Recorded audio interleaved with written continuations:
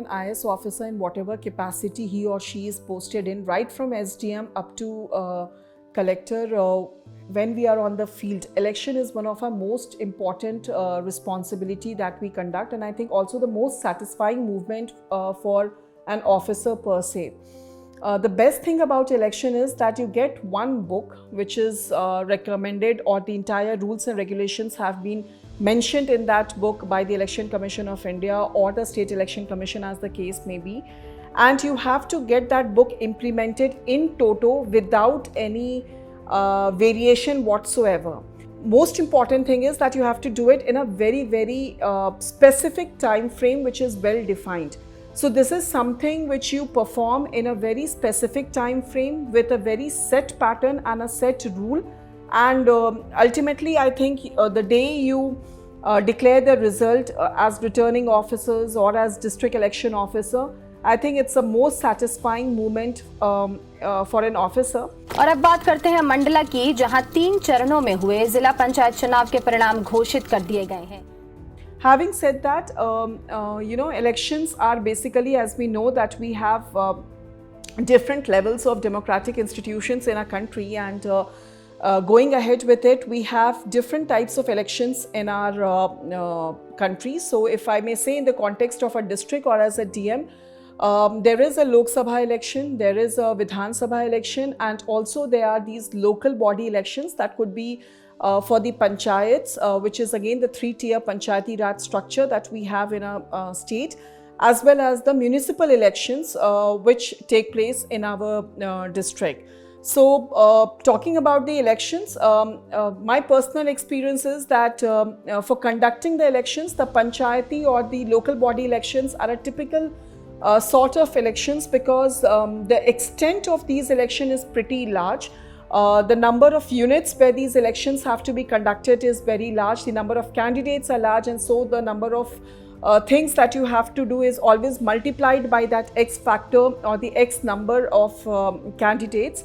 And but the good part about election, as I said, is that when it's election, the entire machinery, right from collector to anyone at the panchayat level, everyone is in to say election mode. That means that's the time when I think every officer is ready to give their best, and it's a 24/7 time for us.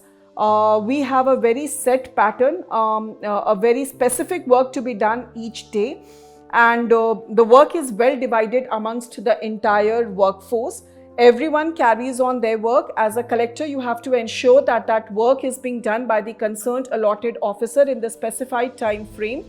And at the same time, it's also very important to ensure that that election is done in a very fair manner. So conducting an election in a fair and a transparent manner is the responsibility of a district election officer, and for that we ensure that the coordination with the police administration, the coordination with the inter-coordination between the police and the magisterial forces, that is very much in place. And I think as an officer, we play a very crucial role in ensuring that a democracy stays in place, and for ensuring that a strong democratic principle-led election process is being followed. We all take up that challenge. At times it becomes a pretty long time for us. Sometimes we don't sleep whole night during election days or on counting days, and but I think we are all mentally prepared for it. And all I can say is, with all my experience that I have of last 1 decade, I have been able to conduct elections at all the stages, right from panchayat up to parliamentary elections. And every time I have conducted these elections, on the last day when we actually hand over the certificate to whosoever is the winning candidate, I think that moment when you conduct that entire election, you get that sense of peace that you have been able to conduct such a mammoth exercise in such a seamless way. So I think it's also the most satisfying moment for me, not just me, but every other officer on duty for the same.